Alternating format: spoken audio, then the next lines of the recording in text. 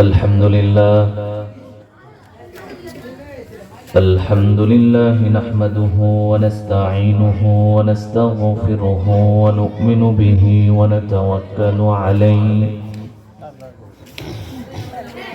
ونعوذ بالله من شرور أنفسنا ومن سيئات أعمالنا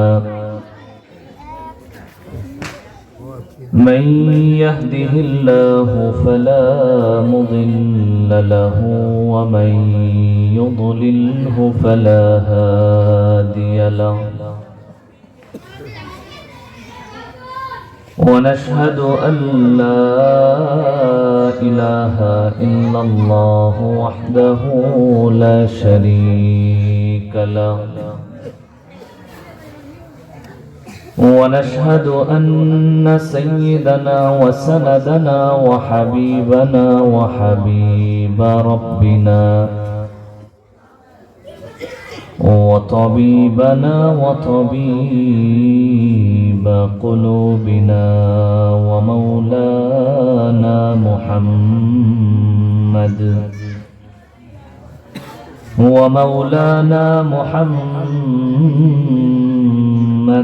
عبده ورسوله الذي أرسله الله تعالى بالحق بشيرا ونذيرا وداعيا إلى الله بإذنه وسراجا وقمرا منيرا أما بعد فأعوذ بالله من الشيطان الرجيم بسم الله الرحمن الرحيم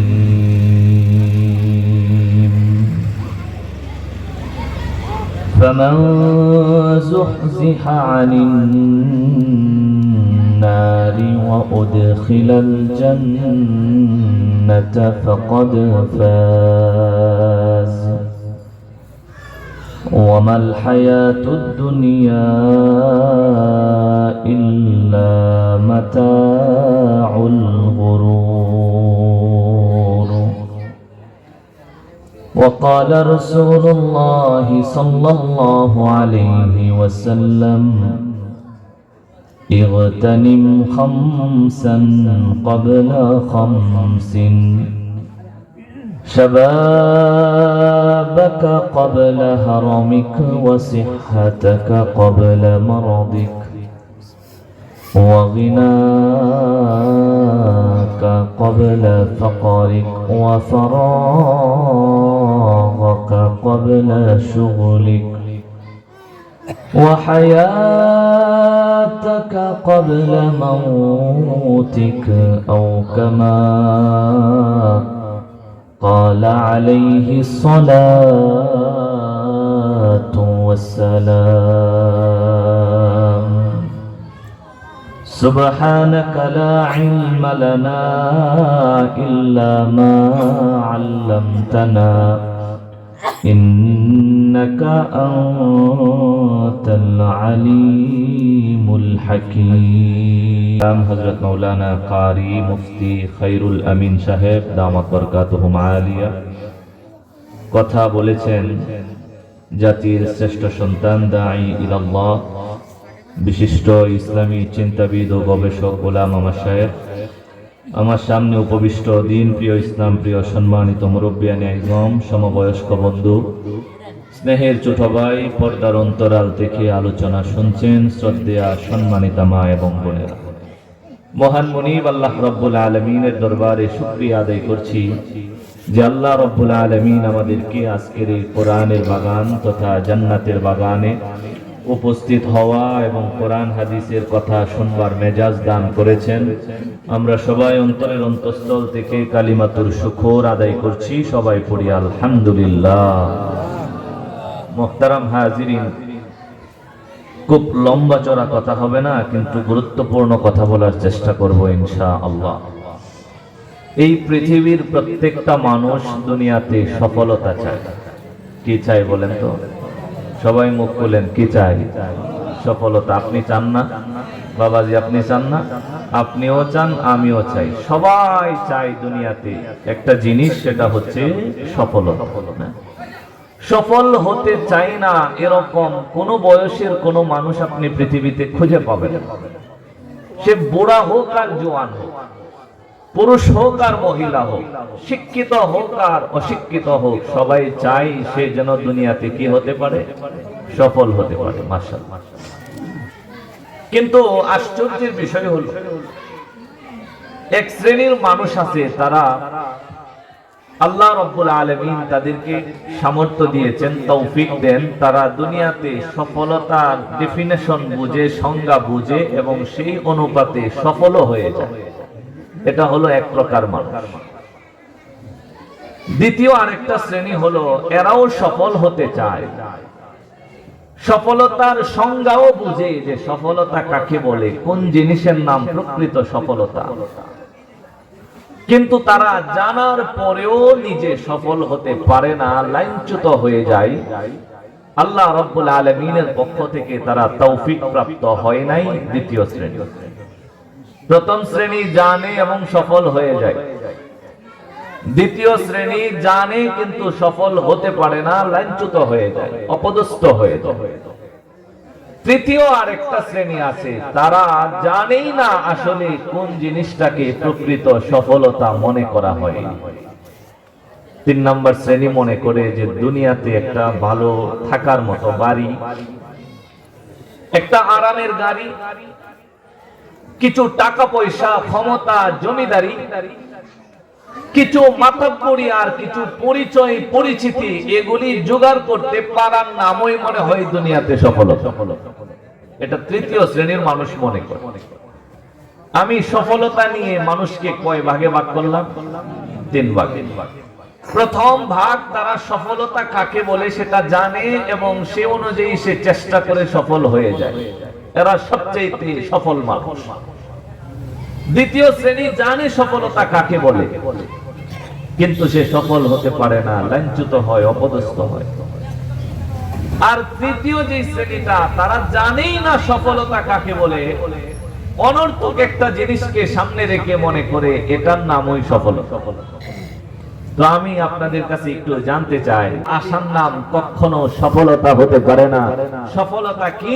আল্লাহ রাব্বুল আলামিন পবিত্র কোরআনুল কারীমের মধ্যে আল্লাহ বর্ণনা করেছেন, প্রকৃত সফলতা হলো ওই ব্যক্তি সফল হলো, ফামান যুহজিহা আনিন নার ওয়া উদখিলাল জান্নাতা ফাকাদ ফাজ, যে দুনিয়ার কর্মের মাধ্যমে আল্লাহ রাব্বুল আলামিনের পক্ষ থেকে জাহান্নাম থেকে মুক্তি পেয়ে গেল আর জান্নাতে প্রবেশের অনুমতি পেয়ে গেল, আল্লাহ বলেন সেই বান্দাটাই প্রকৃত সফল হয়ে গেল। কথা বলুন ঠিক কি? আমার ভাইয়েরা, আমি বলতেছিলাম প্রথম শ্রেণীর মানুষেরা সফল হয়েছে।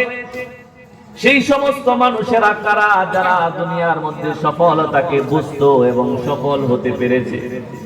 সেই সমস্ত মানুষের নাম যদি আপনাদের সামনে কয়েকজনের কথা উল্লেখ করি, হযরত আবু বকর সিদ্দিক রাদিয়াল্লাহু তাআলা আনহু সফলতাকে বুঝেছে এবং সফলতা অর্জন করে নিছে। কথা বলুন ঠিক কি না? হযরত আবু বকর, ওমর, উসমান, আলী, তালহা, জুবাইর, আব্দুর রহমান ইবনে আউফ, সাআদ ইবনে আবি ওয়াক্কাস, সাইয়্যিদ ইবনে যায়েদ, আবু কুবাইদা ইবনুল জাররাহ রাদিয়াল্লাহু তাআলা আনহুম আজমাইন, 10 জন এমন মানুষের নাম আপনাদের সামনে বললাম, যেই মানুষগুলাকে হাদিসের পরিভাষায় আশারায়ে মুবাশশারা বলা হয়। সুবহানাল্লাহ। আমার রাসূল যাদেরকে দুনিয়া থেকে জান্নাতের সুসংবাদ শুনিয়েছেন, আল্লাহর রাসূল এমনও বলেছেন, দুনিয়ার মধ্যে আমার 2 জন সাহেব আছে, সাথী আছে, জান্নাতের মধ্যেও আমার 2 জন সাথী হবে। একজন সাথী হলেন হযরত আবু বকর সিদ্দিক রাদিয়াল্লাহু তাআলা আনহু, আরেকজন সাথী আমিরুল মুমিনিন খলিফাতুল মুসলিমিন হযরত ওমর ফারুক রাদিয়াল্লাহু তাআলা আনহু। সুবহানাল্লাহ। সফল হয়ে গেছে কেন? কারণ তারা বুঝেছে সফলতা শুধুমাত্র দুনিয়াতে খ্যাতিমান হওয়ার নাম না, প্রকৃত সফল ওই মানুষটা, যেই মানুষটা জাহান্নাম থেকে মুক্তি পেয়ে গেল, পরিত্রাণ পেয়ে গেল। কেন সারা জীবন যাপন করে যদি কেউ জাহান্নামে যাওয়া লাগে, ক্ষণস্থায়ী দুনিয়াতে সুখ করে চিরস্থায়ী অস্থায়ী চিরস্থায়ী শাস্তিতে গিয়ে পতিত হওয়ার নাম সফলতা না। ক্ষণস্থায়ী দুনিয়াতে কষ্ট করে চিরস্থায়ী শান্তি অর্জন করে নেওয়ার নাম সফলতা, ঠিক না? সেই চিরস্থায়ী সফলতা পাওয়ার ইচ্ছা আমাদের কার কার আছে? একটু হাত তুলে দেখাই। লিল্লাহি তাকবীর, নারায়ে তাকবীর। আল্লাহ কবুল করুন, হাতগুলি নামান ভাই। আল্লাহ বলছেন যে প্রকৃত সফল তো সেই মানুষটা যে জাহান্নাম থেকে মুক্তি পেয়ে গেল এবং জান্নাতে প্রবেশের অনুমতি আল্লাহর পক্ষ থেকে পেয়ে গেছে, সেই তো সফল। এই জিনিসটা এখন যতটুকু সুস্পষ্টভাবে আমরা না বুঝি, কিন্তু আল্লাহর সামনে যেদিন দাঁড়াবো, বুখারীতে হাদিস এসেছে, নবীজি সাল্লাল্লাহু আলাইহি ওয়াসাল্লাম বলেন, প্রত্যেকটা মানুষ রব্বুল আলামিনের সামনে দাঁড়াবে। আল্লাহর পক্ষ থেকে 5টা প্রশ্ন প্রত্যেকটা বান্দাকে করা হবে। যতক্ষণ সেই 5 প্রশ্নের কোনো জবাব না আসবে, সামনে কিংবা পিছনে কদম সরাবার কোনো ক্ষমতা পৃথিবীর কোনো মানুষের কাছে থাকবে না। সেদিন ঠিকই বুঝে আসবে যে আল্লাহ রব্বুল আলামিন যে বলেছিলেন জাহান্নাম থেকে পরিত্রাণ পাওয়া আর জান্নাতে প্রবেশ করাই হলো প্রকৃত সফলতা। দুনিয়াতে সুখে আছি কি কষ্টে আছি সেটা প্রকৃত সফলতার নাম না। এটা আল্লাহ রব্বুল আলামিন সাময়িক একটা হায়াত দিয়ে, নির্ধারিত একটা মেয়াদ দিয়ে পাঠিয়েছেন। কষ্টে থাকলেও চলে যাই, সুখে থাকলেও চলে যাই, কিন্তু এমন একটা জগৎ আর এমন একটা সময় আমাদের সামনে আমাদের জন্য অপেক্ষমান। আল্লাহ রাসূল বলেন, যেই সময়টার শুরু হবে, যেই জগৎটার শুরু হবে, কিন্তু কখনো তার শেষ হবে সেই দিন আল্লাহর পক্ষ থেকে জাহান্নামের মুক্তির পয়গাম আর জান্নাতে প্রবেশের অনুমতি যেই বান্দাটা পেয়ে যাবে, সেই বান্দাটাই হলো সবচেয়ে সার্থক আর সফল বান্দা। কথা বলুন ঠিক কিনা? তো যদি সফলতা পাওয়া লাগে, তাহলে আল্লাহ এবং আল্লাহর রাসূলের দেখানো রাস্তা অনুযায়ী আমাদের জীবন পরিচালনা করতে হবে। আমার কথা কি বুঝেন বাবাজিরা? যদি সফলতা পাওয়ার ইচ্ছা থাকে, আকাঙ্ক্ষা থাকে, মানসা থাকে, তাহলে দুনিয়ার কারো দেখানো রাস্তায় চলে। হ্যাঁ, আমি আজকেও শুনতেছিলাম একটা কথা, এটা যদি আমার মনে থাকে আমি পরে বলবো। অন্য কারো দেখানো রাস্তায় চলে আপনি আমি কখনো সফল হতে পারবো না। যদি সফল হতে চাই, একমাত্র আল্লাহ এবং আল্লাহর রাসূলের দেখানো রাস্তা অনুযায়ী আমাকে আপনাকে চলতে হবে, আমার আপনার জীবন পরিচালনা করতে হবে, তবেই প্রকৃত সফলতা আমাদের কাছে ধরা দিবে। অন্যথায় আমরা ওই মরীচিকা দেখে মনে করব যে এটা মনে হয় সমুদ্র, এভাবেই জীবন পার হয়ে যাবে, বৃদ্ধ হয়ে যাব, একদিন মালাকুল মাউতের সাথে দেখা হয়ে যাবে, কিন্তু ওই পারে যাওয়ার পরে শুধু আফসোস ছাড়া আর কোনো কিছু করার পুঁজি আমাদের হাতে থাকবে না। যখন কবরে আমার জন্য আসার 2 মাস আগ থেকেই রমজানের জন্য প্রস্তুত হতে। আপনারা দোয়া শুনছেন, আল্লাহুম্মা বারিক লানা ফি রজব ওয়া শাবান ওয়া বাল্লিগনা রমাদান। রজব এবং শাবান মাস, এই 2 মাস লাগাতার রাসূল শুধু প্রস্তুত হতে থাকতেন কখন রমাদান আসবে আর রমজানে আমি প্রচুর ইবাদত করব। অথচ মজার বিষয় হলো, এমন একজন রাসূল ইবাদতের জন্য তৈরি হচ্ছেন যেই রাসূলের জীবনে কোনো গুনাহ নাই, ভুল নাই, ত্রুটি নাই, বিচ্যুতি নাই, কোনো বেয়াদবি নাই। এমন একজন রাসূল রমাদানের জন্য 2 মাস আগ থেকে প্রস্তুত হয়। আর আমি আপনি আগামী কালকে রমাদান আরম্ভ হয়ে যাবে, আজকেও প্রস্তুত হতে পারলাম না, এমন অনেক মানুষ সমাজে বলেন তো আছে না? খবরই নেই।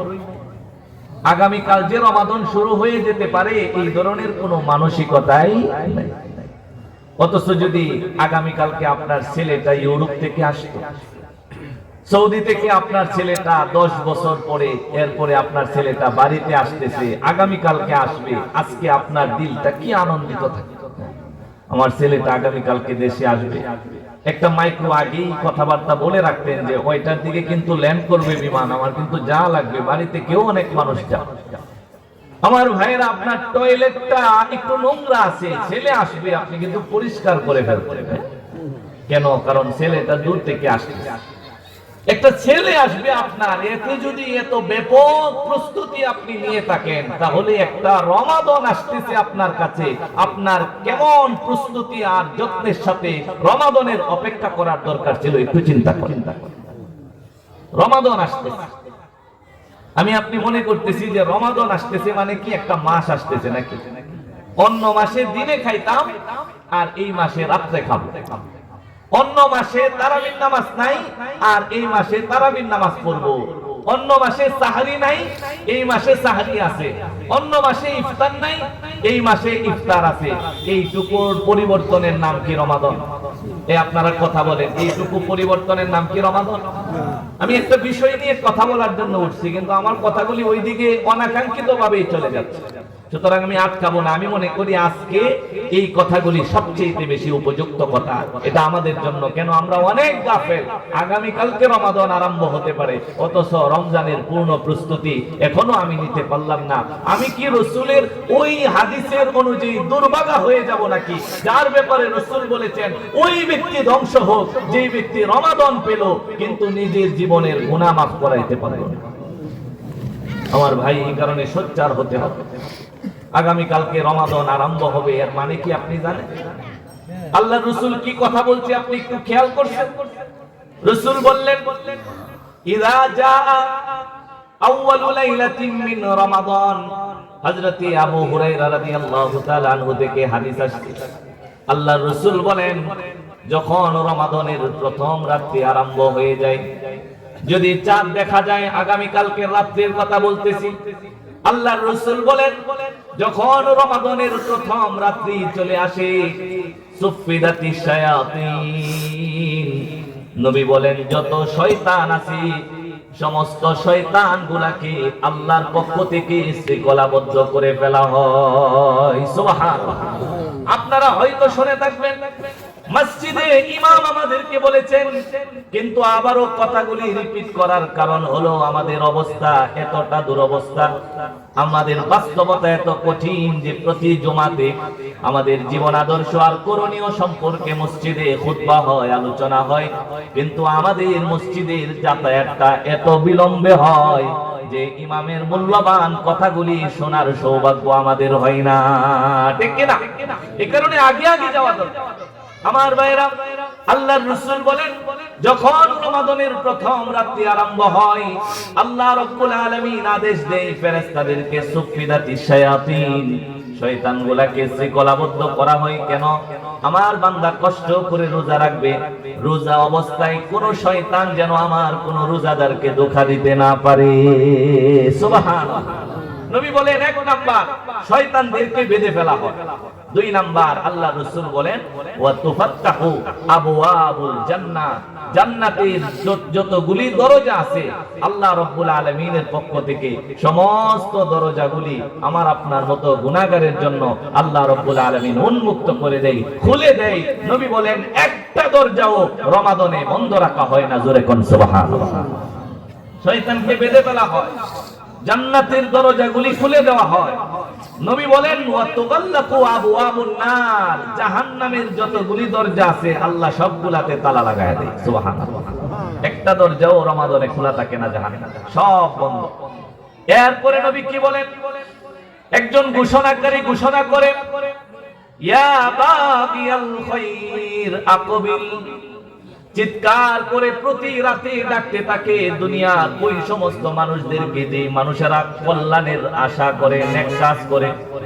সমাজের মধ্যে দুই শ্রেণীর মানুষকে আমরা দেখে থাকি। এক শ্রেণীর মানুষ হলো এই মানুষেরা আল্লাহ রাব্বুল আলামিনের আনুগত্য করে, নেক কাজ করে। ওই সমস্ত নেককার বান্দাদেরকে ঘোষণাকারী আহ্বান করে ইয়া বাগিয়াল খায়রি আকবিল, ও কল্যাণ প্রত্যাশী, ও নেক কাজ করনেওয়ালা, তুমি চলতে থাকো, সামনে আগাতে থাকো, সাবধান, থেমে যাইবা না। রমাদান থেমে যাওয়ার মাস না, ইবাদত করো, সামনে আগাও, সামনে আগাও। কেন? রমাদান হলো ইবাদতের মৌসুম। যত বেশি ইবাদত করবে তোমার আমল নামায় তত বেশি করে সওয়াব লিখে দেওয়া হবে। সুবহানাল্লাহ।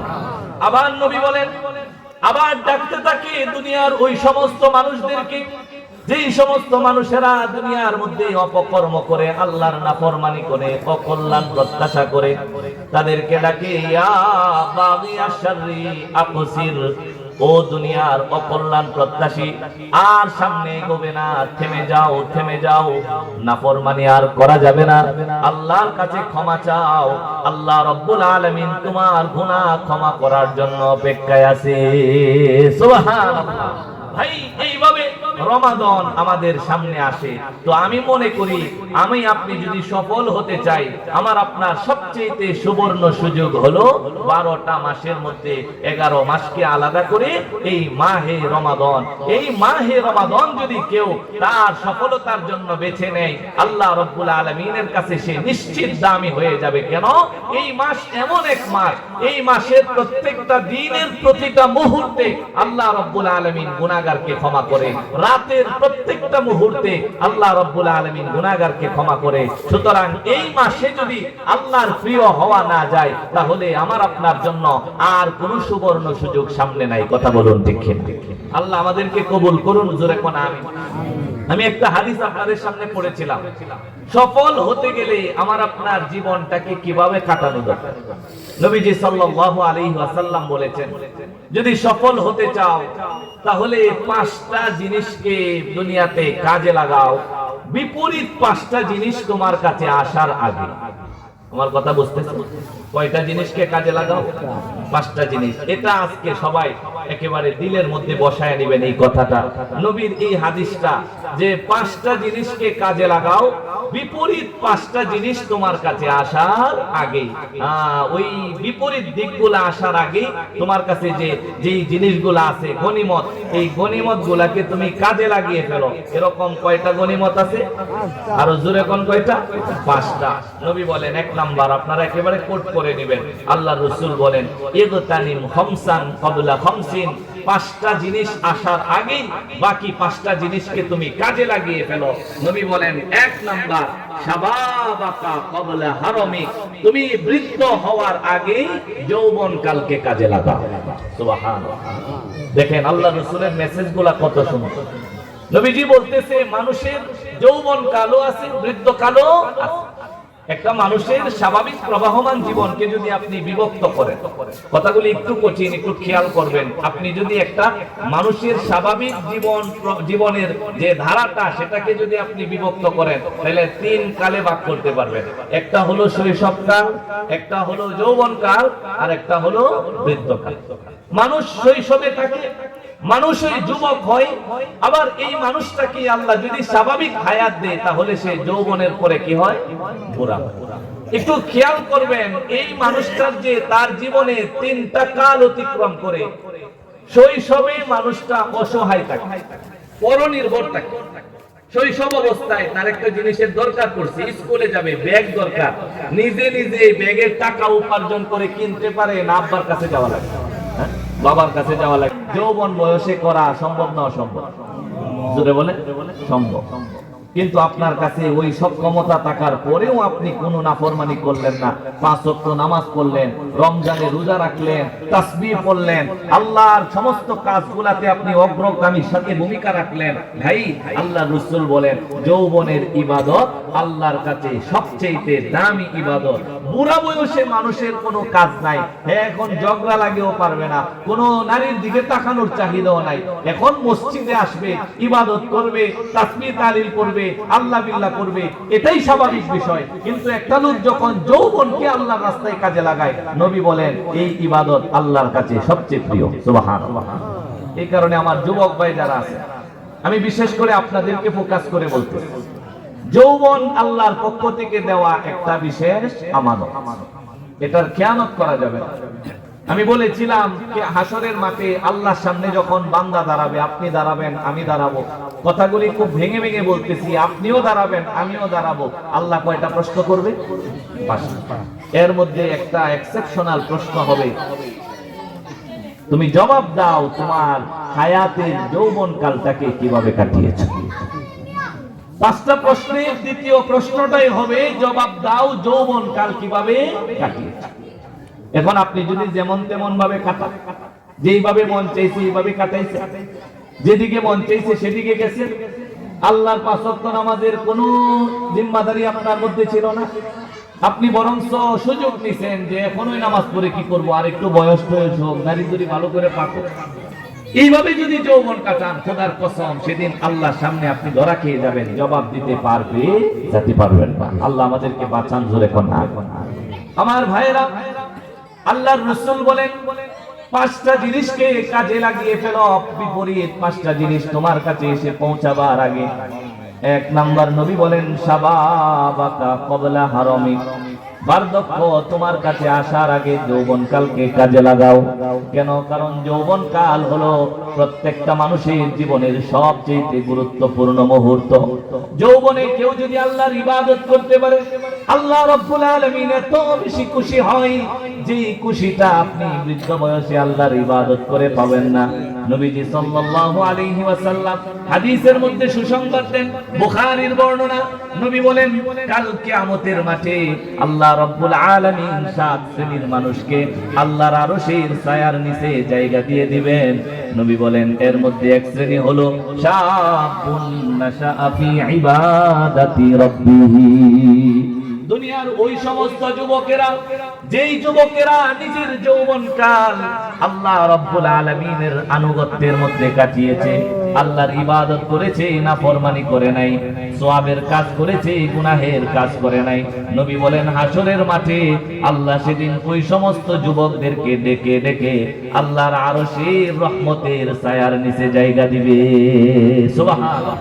এই কারণে যারা যুবক আছি ভাই, বার্ধক্য আমার কাছে পৌঁছাবার আগে যৌবন কালকে কাজে লাগানোর দরকার। জোরে বলেন আছে না নাই? 1 নাম্বার গেছে। আল্লাহর রাসূল বলেন 2য় নাম্বার ওয়াসিহাতাকা ক্বাবলা মারাদি, অসুস্থ হওয়ার আগে সুস্থ সময়টাকে কাজে লাগাও। এটা আমাদের সবার জন্য, সবার উপরে এই কথা। আপনার শরীরটা এখন সুস্থ, কখন অসুস্থ হয়ে পড়েন এটা কিন্তু আমরা কেউ নিশ্চিতভাবে বলতে পারি না। দেশে এখন কত ধরনের রোগ বাহির হয়েছে, আগে এই সমস্ত রোগের নামও জানতো না, রোগের কামও মানুষ জানতো না, ঔষধপত্র তো ছিলই না। কথা বলুন ঠিক কিনা? মুরব্বীরা তো আশ্চর্য হয়ে যায়, ওই এই ধরনের রোগের কথা তো বাপ দাদাদের মুখে জীবনেও শুনছি না। ওই স্ট্রোক করে, হার্ট অ্যাটাক হয়ে যায়, এরপরে কত ধরনের ডায়াবেটিস, এই নতুন কত ধরনের রোগের আমদানি এখন সমাজের মধ্যে হয়েছে।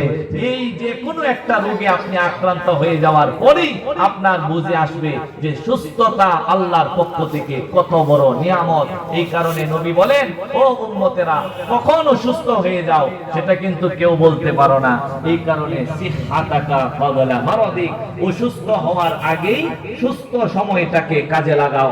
আল্লাহর ইবাদতের সময় ব্যয় করো, বেশি বেশি নামাজ পড়ো, বেশি বেশি জিকির আজকার করো, বেশি বেশি আল্লাহর পথে নিজের জীবনের সময়টুকু, সুস্থতা, শক্তি সবকিছু আল্লাহর পথে খরচ করার জন্য তুমি পাগল পারা হয়ে যাও। নবী বলেন অসুস্থ হওয়ার আগে। কেন?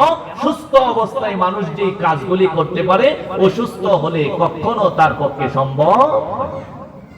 সুস্থ থাকলে আপনি 2 রাকাত নামাজ 10 মিনিট, 15 মিনিট, 20 মিনিট সময় লাগায় পড়তে পারবেন। এখন যদি কোমরে ব্যথা আরম্ভ হয়ে যায়, আপনি নামাজে দাঁড়াইতে গেলে হিমশিম খাইবেন যে মাছ রাস্তায় গিয়ে কি আটকে পড়ি কিনা, রুকু সাজদা গুলি করতে গেলেও ভয় লাগে, কোমরে তাস মারে কিনা। কথা বলুন ঠিক কিনা? তাইলে অসুস্থ হওয়ার আগে সুস্থ সময়টাকে কাজে লাগানোর দরকার। জোরে বলেন আছে না? তাহলে 1 নাম্বার বললাম বার্ধক্য আসার আগে যৌবনকালকে কাজে লাগাতে হবে। 2 নাম্বার নবী বলেন ওয়াসিহাতাকা ক্বাবলা মারাদিক, তোমার অসুস্থতা তোমাকে ধরার আগেই তুমি তোমার সুস্থ সময়টাকে কাজে লাগাও। 3 নাম্বার আল্লাহ রাসূল সাল্লাল্লাহু আলাইহি ওয়াসাল্লাম বলেন, খেয়াল করবেন, ওয়া গিনাকা ক্বাবলা ফাকরিক, নবী বলেন দরিদ্রতা তোমার কাছে পৌঁছাবার আগেই ধনাঢ্যতাকে তুমি কাজে লাগিয়ে দাও। সুবহানাল্লাহ। এই যে রমাদান মাস আসতেছে, যাদের মধ্যে আল্লাহ রাব্বুল আলামিন সামান্য সহায় সম্পদ দিয়েছে, কিছু টাকা পয়সার মালিক হয়েছে, আপনার জন্য প্রয়োজন যে এই ধনাঢ্যতাকে কাজে লাগিয়ে দেওয়া। কেন? কারণ কখন আবার দরিদ্র হয়ে যায় এটা কিন্তু কেউ আমরা নির্দিষ্টভাবে বলতে পারি না। দুনিয়ার বাস্তবতাটা এভাবেই চলে, আল্লাহ রাব্বুল আলামিনের সাজানো এভাবেই। দেখবেন আজকে যে মানুষটা দরিদ্র, তার ছেলেপেলেরা পরবর্তী প্রজন্ম তারা টাকাওয়ালা হয়ে যায়। এর পরবর্তী ছেলে পেলেরা যারা আসে, পরবর্তী প্রজন্ম, এরা দেখবেন এসে এই আরাম আয়েশটা ভোগ করে। তাদের পরবর্তী প্রজন্ম এসে এই টাকাগুলি দুনিয়াতে যেইভাবে ইচ্ছা সেইভাবে উড়ায়, পরবর্তী প্রজন্ম দরিদ্র হয়ে যায়। এটা দুনিয়ার নিজাম। আর মুরব্বীরা এটাই বলে যে এখন যারা বড় বড় বিল্ডিং করছে, এরা কিছুদিন আগে খুব দরিদ্র অবস্থায় দিন কাটাইছে। কথা ঠিক ঠিক। আবার এটা কিয়ামতেরও একটা আলামত। এখন যারা বড় বড় বিল্ডিং করে, এরা কিছুদিন আগেও খুব দরিদ্র অবস্থায় দিন কাটে। তো আপনি যে এখন টাকা পয়সার মালিক আছেন, আপনি যে কবে ফকির হয়ে যাবেন, এটা তো আমরা কেউ বলতে পারি। নবীজি বলছেন এই কারণে, ওয়াগিনাকা ক্বাবলা ফাকরিক, দরিদ্র হওয়ার আগেই ধনাঢ্যতাকে কাজে লাগাও। আমার নবী বলেন, ওয়া ফারাগাকা ক্বাবলা শুগলিক, আর আরেকটা জিনিসকে কাজে লাগাইবা, সেটা কি? নবী বলেন, ব্যস্ত হয়ে যাওয়ার আগেই অবসর সময়কে কাজে লাগাও। আমার ভাইরা, সমাজের মধ্যে এখন আমাদের যাদের কাছে সময় আছে, সুযোগ আছে, কিন্তু ইবাদত করি না, বন্দেগী করি না, আল্লাহ রাব্বুল আলামিনের পথে সময় ব্যয় করি না, আল্লাহর আনুগত্য করতে চাই না। একটা সময় এমন হবে, এত বেশি ব্যস্ত হবেন, ব্যস্ততার কারণে আল্লাহর ইবাদত বেশি পরিমাণ করার সুযোগ হবে না। এই কারণে কখন ব্যস্ত হয়ে যাব বলতে পারি না। কিন্তু এখন যেহেতু সময় আছে, এই পুরা সময়টা আল্লাহ রাব্বুল আলামিনের জন্য খরচ করার দরকার। জোরে বলেন, আছে না নাই? আমরা এমন জাতি, আল্লাহ রাসূলের নিজামের সাথে, সাহাবায়ে কেরামের জীবন আদর্শের সাথে আমাদেরটা মিলে না, আমাদেরটা উল্টা হয়ে যায়। ফর এক্সাম্পল, মনে করেন এই যে রমাদান আসতেছে, আমরা কিন্তু রমাদানটাকে কাটাই কিভাবে? প্রথম দিক দিয়ে তারাবির নামাজে মুসল্লির সংখ্যা বেশি হয়, আমাদের মধ্যেও একটা রোজার আমেজ থাকে। হ্যাঁ, আমরা প্রথম দিক দিয়ে ইবাদত বন্দেগী একটু বেশি করি। 10 রমাদান পার হওয়ার পরেই দেখবেন মসজিদের কাতারগুলি আস্তে আস্তে খালি হয়ে যাচ্ছে। বোঝা যায় পিছন দিক থেকে মুসল্লি চুরি হয়ে যাচ্ছে। কিডন্যাপার আসে, মুসল্লি চুরি করে নিয়ে যায়, মুসল্লি দিন যায় আর আস্তে আস্তে কমতে থাকে। 15 দিনের পরে তো অবস্থা আরো খারাপ। প্রত্যেকটা মসজিদের বাস্তব চিত্র হলো এটা। আপনি 20 থেকে 25 পর্যন্ত আপনি মসজিদ গুলাতে যাবেন, দেখবেন অবস্থা খুব নাজুক, একেবারে ব্যতীত হওয়ার মতো অবস্থা। ইমাম সাহেব আছে, খতমে তারাবির মসজিদ গুলাতে পিছনে সর্বোচ্চ 2 কাতার মুসল্লি থাকে, আর সূরা তারাবির মসজিদ গুলাতে বড় জোর 3 থেকে 4 কাতার মুসল্লি পাওয়া যায়। অথচ এই মসজিদ গুলাই কিন্তু প্রথম দিকে একেবারে ভরপুর হয়ে বারান্দা পর্যন্ত মুসল্লি আটতো না। কথা বলুন ঠিক ঠিক? তাহলে এই যে আমাদের রমাদানের অবস্থাটা। আবার যেই 27-এর দিন আসবে, অমনি জিলাপির পোটলা 2টা হাতে নিয়ে, আব্বার জন্য একটা, আম্মার জন্য একটা, ইমাম সাহেবের কাছে আইনা 200 টাকা ওনারে হাতিয়া দিয়ে, হুজুর আব্বা আম্মার জন্য দোয়া করে দিয়েন। হ্যাঁ, আমি এতদিন আসতে পারছি না, আজকে 27-এর রাত্রিতে আসছি, সবে কদর তো, এই কারণে আজকে আয়সা সবকিছু একটা বাটবোট করে নিয়ে যেতে হইব। এই যে ভাই, একটা মিথ্যা প্রবণতা আমাদের মধ্যে ছড়ায় গেছে। সাহাবায়ে কেরাম এবং আল্লাহ রাসূলের মধ্যে এমনটা ছিল না। আমরা কি করি? রমজানের অর্ধেকটা ইবাদতে কাটাই, আর অর্ধেকটা ঈদের শপিং নিয়ে ব্যস্ত থাকি। কথা বলুন ঠিক না? 15-র পরেই প্ল্যান প্রোগ্রাম হতে থাকে, বেতন কবে পাবো, বোনাস কবে পাবো, বেতন বোনাস মিলিয়ে টাকা আসবে কত, ছেলেকে কত দিব, মেয়েকে কত দিব, কাকে কি কিনে দিতে হবে, নাইলে রাগ করবে, আম্মারে কি দেওয়া লাগবো, শাশুড়িরে কি দেওয়া লাগবো। এই ধরনের চিন্তা আর ব্যস্ততা দিয়েই তো আমার জীবন ভরপুর হয়ে যায়। আমি ইবাদত করার সময় পাবো কোন সময়? অথচ সাহাবায়ে কেরামের দিকে তাকা, সাহাবায়ে কেরামের জীবনী ছিল রমাদানের আগে ঈদের বাজার, রমাদানের আগে ঈদের বাজার। আল্লাহ রাব্বুল আলামিন রমাদানটা দিবেন, হয়তো 29টা দিন পাবো, হয়তো 30টা দিন, গুনতে গুনতে চলে যাবে। কিন্তু একটা দিন এইটাকে এমন ভাবে তারা গুরুত্ব দিত যে মনে হয় এইটাই আমার জীবনের শেষ রমাদান। আল্লাহু আকবার। সাহাবায়ে কেরামের অবস্থা ছিল রমাদানের আগেই সমস্ত ব্যস্ততা থেকে নিজেকে ফারেক করতে। এইদিকে তাকান, এদিকে তাকান। রমজানের আগে নিজেকে সমস্ত ব্যস্ততা থেকে মুক্ত করে নিত। কেন? এটা ইবাদতের মাস, এই মাসে ইবাদত করব। আল্লাহ রাসূল সাল্লাল্লাহু আলাইহি ওয়াসাল্লাম 2 মাস আগ থেকে প্রস্তুতি নিতে থাকতেন যে রমাদান আসতেছে, রমজানের প্রত্যেকটা দিন প্রত্যেকটা রাত্র গনিমত মনে করে ইবাদত করতে হবে। আম্মা জান আয়েশা সিদ্দিকা বর্ণনা করেন, ইদা দাখালাল আশরুল আওয়াখিরু মিন রমাদান, 20 দিন তো নবী ইবাদত করতই করত, শেষের 10 দিন যখন আসতো আল্লাহ রাসূল কি করত? ফা আহিয়াল লাইলা, আম্মা জান আয়েশা বলেন নবী নিজে সারা রাত জেগে জেগে ইবাদত করতেন। সুবহানাল্লাহ। শেষ করে দিন 5-6 মিনিট। আল্লাহ রাসূল করতেন কি? ফা আহিয়াল লাইলা, আম্মা জান আয়েশা বলেন নবী সারা রাত জেগে থাকতেন। আচ্ছা আপনি একটু নিজে ভাবেন তো, যার জীবনে কোনো গুনাহ নাই উনি সারা রাত জেগে ইবাদত করতেন, আর আমার জীবনে গুনার অভাব নাই, আমার ইবাদতের কোনো খবরই নেই, তাহলে আমি আপনি সফল হব কিভাবে? আম্মা জান আয়েশা বলেন ফা আহিয়াল লাইলা, নবী সারা রাত জেগে থাকতেন। ওয়াইকায আহলাহু, শুধু নিজে জাগতেন না, পরিবারের লোকদের কেউ জাগায় দিতেন যে জাগো, রমে লাগাও। 5 নম্বরে নবী বলেন ওয়া হায়াতাকা ক্বাবলা মাউতি, মৃত্যু তোমার কাছে আসার আগেই তুমি তোমার জীবনকে আল্লাহর জন্য কাজে লাগায় নাও। কেন নবী এই কথা বললেন? কারণ পৃথিবীতে আল্লাহ রাব্বুল আলামিন মানুষকে একটা জীবন দিয়েই পাঠিয়েছেন, বারংবার আসার কোনো সুযোগ নাই। আল্লাহর নবী বলেন দুনিয়ার অনেক নাফরমান এমন আছে, যখন তার কাছে মালাকুল মাউত চলে আসবে, মৃত্যুর বাণী নিয়ে, মৃত্যুর চিঠি যখন ঘরে চলে আসবে, কাফনের কাপড় যখন বাজারের দোকানের মধ্যে চলে আসবে, তার খবর নাই। তার দরজায় মালাকুল মাউত এখন আসছে, যেহেতু যাওয়াই লাগবে। কেন? আল্লাহ বলেন ইদা জা আজালুহুম ফালা ইস্তাগফিরুনা সাআতাও ওয়ালা ইস্তাকদিমুন।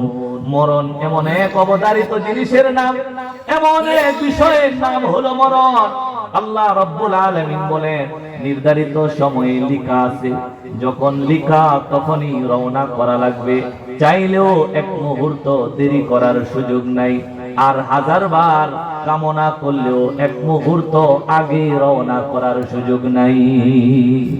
আমার ভাই এমন বহু মানুষ আছে বিছানার মধ্যে পড়ে কাতরাই, অসুস্থতার যন্ত্রণা আর মানুষের অবহেলা দেখে বারবার কামনা করে আল্লাহ মরণ দাও, মরণ দাও। আল্লাহর ভালো লাগে না? এই অবস্থায় থাকার চাইতে মরে কবরে চলে যাওয়া ভালো। এমন মানুষ বলেন তো সমাজে আছে না নাই? কিন্তু মরণ তার কাছে আসে না। যখন মারা যায়, যারা গোসল দিতে যায় তারা বলে হুজুর পিছনের পিঠের দিকে, কোমরের দিকে ঘা হয়ে গেছে, দুর্গন্ধ ছড়ায়। বলে অনেক দিন পর্যন্ত বিছানাতে পড়া, 8 বছর, 10 বছর, 12 বছর, এরপরেও মরে না। কেন? কারণ মরণ নিজের ইচ্ছা মতো নিজের কাছে আসে না, মরণ আসে একজনের ইচ্ছাই। জোরে বলেন তো তিনি কে? আল্লাহর রাসূল বলেন দুনিয়ার অনেক নাফরমান এমন আছে, যেদিন তার ঘরের দরজার সামনে মালাকুল মাউত চলে আসবে, মৃত্যুর পয়গাম যখন তার কাছে পৌঁছে যাবে, যখন তার রওনা করার সময় হয়ে যাবে, আল্লাহ রাব্বুল আলামিনের কাছে তখন আফসোস করে বলবে রব্বি লাউলা আখরতানি ইলা আজালিন করিব, আল্লাহ আর একটু সময় যদি আমারে বাড়ায় দিতা তাহলে আমার বড় উপকার হইতো। কেন? কই এতদিন জিন্দেগি কামে লাগাইতে পারছি না, এখন যদি আরেকটু সময় আমারে দিতা ফাআসসাদাক, তাহলে আমার সম্পদ থেকে আমি তোমার রাস্তায় খরচ করতাম, সদকা করতাম, শুধু দান সদকার আমল করতাম না, আরেকটু সময় যদি আমারে বাড়ায় দিতা ওয়া আকুম মিনাস সালিহিন, আল্লাহ আর একটু সময় যদি আমি পাইতাম তাহলে দুনিয়ার নেককার মানুষের সাথে শামিল হয়ে যাইতাম। আল্লাহ আমি তোমার নেককার ইবাদত ওয়ালা বান্দা হয়ে যাইতাম। রব্বুল আলামিন আর একটু সময় যদি তুমি আমারে দিতা, যদি মালাকুল মউত রে ফিরায় নিতা, আমি তোমার পবিত্র বান্দা হয়ে যাইতাম, সালেহ হয়ে যাইতাম, নেককার হয়ে যাইতাম। আমার ভাই আল্লাহর রাসূল বলেন অনেক নাফরমান এমন আছে, মৃত্যু আসার পর আল্লাহর কাছে ডেকে বলবে আল্লাহ রব্বি লাউলা আখরতানি ইলা আজালিন করিব ওয়া আসাদদাক ওয়া আকুম মিনাস সালিহিন। আমার ভাই, চিরন্তন সত্য কথা হলো, যদি বার্ধক্য আসার আগে যৌবনকে কাজে লাগাতে না পারি, যদি অসুস্থতা আসার আগে সুস্থ জীবনটাকে আল্লাহর পথে কাজে লাগাতে না পারি, যদি দরিদ্রতা আসার আগে নিজের ধন সম্পদ আল্লাহর রাস্তায় খরচ করতে না পারি, যদি ব্যস্ত হয়ে যাওয়ার আগে নিজের অবসর সময়কে আল্লাহর পথে খরচ করতে না পারি, যদি মৃত্যু আসার আগে জীবনকে আল্লাহর জন্য কাজে লাগাইতে না পারি, আপনিও কিন্তু মৃত্যুর সময় আল্লাহর কাছে দাবি করবেন, আমিও করব। কি করব? আল্লাহ আখরতানি ইলা আজালিন করিব। আল্লাহ, যে 50-60 বছরের হায়াত দিলা, কিছুই তো করতে পারলাম না, নিজেরে নেককারও বানাইতে পারলাম না, ধন সম্পদ শুধু কামাই করে জমা করছি, তোমার রাস্তায় খরচ করতে পারলাম না। আল্লাহ গো, আরেকটু সময় বাড়ায় দাও, ইলা আজালিন করিব। আল্লাহ, অল্প একটু সময় বাড়ায় দাও, কিছুক্ষণ পর তুমি মালাকুল মাউতকে পাঠাও, আমি আমার সম্পদগুলি তোমার রাস্তায় দান করব, আর নিজে তোমার নেককার বান্দার কাতারে শামিল হয়ে যাব। কিন্তু বাবাজি, আল্লাহ রব্বুল আলামিন ডেকে বলেন, বান্দারে শুনে রাখো, সেদিন তোমার এই চাওয়ার জবাবে আমি আল্লাহর জবাব কি হবে? আল্লাহ বলেন, ওয়ালাই ইউআখিরুল্লাহু নাফসান ইযা জাআ আজালুহা। যখন ঘন্টা বেজে যায়, পৃথিবীর কোন মানুষকে এক মুহূর্ত সময়ও বাড়িয়ে দেওয়া হয় না। সুবহানাল্লাহ। আমার ভাই, এই কারণে চিরন্তন সত্য কথা হলো এটা, আপনি সেদিন আফসোস করলে এই আফসোসের চায়রানার কোনো লাভ হবে না। কিন্তু এখন যদি আফসোস করতে পারেন যে হুজুর এই মুহূর্তে আমি আফসোস করলাম, আল্লাহর কসম এই আফসোসের দাম আছে, এই আফসোসের লাভও আছে। কথা বলুন ঠিক? এই কারণে আফসোস কি এখন করবেন না মরার সময় করবেন?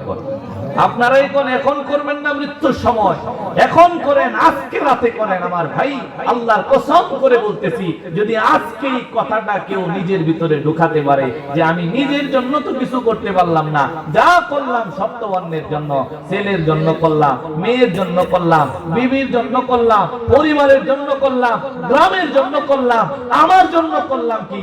আজকে রাত্রে বাড়িতে গিয়ে হিসাব মিলাম, আমার জন্য করলাম, এটা আজকে হিসাব মিলাম। আপনার জন্য কি করছি? 3.5 টুকরা কাপড় নিয়ে যাইবেন, এটা তো গায়ে থাকবে না, গায়ে তো অন্য পোশাক পরানো হবে। নবী তো বলছেন, লম্বা হাদিস, 3টা প্রশ্ন জিজ্ঞাসা করার পর ফায়ুনাদি মুনাদিম মিনাস সামা ফাফরিশুহু মিনাল জান্নাহ ওয়ালবিসুহু মিনাল জান্নাহ ওয়াফতাহু লাহু বাবান ইলাল জান্নাহ। এই ব্যক্তির চাইতে আনন্দিত আর সুখী মানুষ কেউ হবে না। সুবহানাল্লাহ। নবী বলছে, আপনি যদি জবাব দিয়ে দিতে পারেন যে আমার রব আল্লাহ, ধর্ম ইসলাম, আর যারে দেখাইতেছেন উনি মুহাম্মদুর রাসূলুল্লাহ সাল্লাল্লাহু আলাইহি ওয়াসাল্লাম, নবী বলছেন আল্লাহ তাআলা ডাক দিয়ে কইব, জান্নাতের বিছানা বান্দার কবরে বিছাও, জান্নাতের পোশাক বান্দার গায়ে পরাও, কবর থেকে জান্নাত পর্যন্ত রাস্তা খুলে দাও। সুবহানাল্লাহ। তাহলে ওই বান্দা যদি হইতে পারেন, ওই পোশাকটা পাওয়ার মতো কাজ আমি আপনি করতে পারলাম কিনা, সেদিকে আজকে একটু হিসাব মিলানোর দরকার, একটু নজর দেওয়ার দরকার ভাই।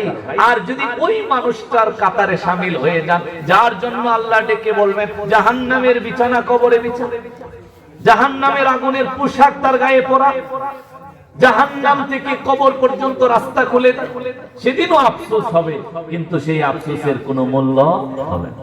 এই কারণে আফসোসটা আজকে করেন, আজকে আফসোস করে আগামী কালকে থেকে সেই আফসোসের প্রায়শ্চিত্ত করেন। প্রত্যেকটা রাত, প্রত্যেকটা দিন আল্লাহর জন্য বারবার করবেন, আমার সবকিছু আমার রবের জন্য, আমার সবকিছু আমার রবের জন্য। তাহলেই প্রকৃত সফল হতে পারবেন। হযরত আবু বকর সিদ্দিক, ওমর ফারুক, উসমান, আলী, তালহা, জুবাইর, আব্দুর রহমান ইবনে আউফ, সাআদ ইবনে আবি ওয়াক্কাস রাদিয়াল্লাহু আনহুম আজমাইন। তারা যেভাবে সফল হয়েছে আমরাও সেই সফল কাম মানুষের শামিল হতে পারবো ইনশাআল্লাহ। আল্লাহ রাব্বুল আলামিন আমাদের সবাইকে নিজের প্রত্যেকটা জিনিসকে আল্লাহর জন্য কাজে লাগানোর তৌফিক দান করেন, আমিন। ওয়া মা আলাইনা ইল্লাল বালাগ। ওয়াসসালামু আলাইকুম ওয়া রাহমাতুল্লাহি ওয়া বারাকাতুহু।